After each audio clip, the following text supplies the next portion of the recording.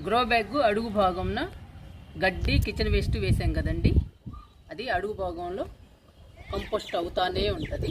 మనం పైన మట్టి వేసాం కాబట్టి ఆ మట్టిలో విత్తనాలు నాటుకుందాము. మొక్క మొలకెత్తేటప్పటికి గడ్డి కిచెన్ వేస్ట్ కంపోస్ట్ అయ్యి మొక్కకి అందుతూ ఉంటాయండి పోషకాలు. అప్పుడు మొక్కలు గ్రీన్గా హెల్దీగా పెరుగుతాయి. ఇప్పుడు విత్తనాలు నాటుకుందాము.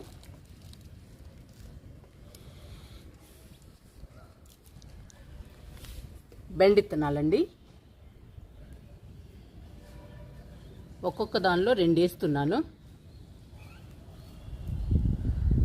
వర్షం పడుతుందండి, ఒక్కొక్క చినుకు 2 వేస్తున్నానండి. ఒకటి రాపోయినా ఒకటి వస్తుంది.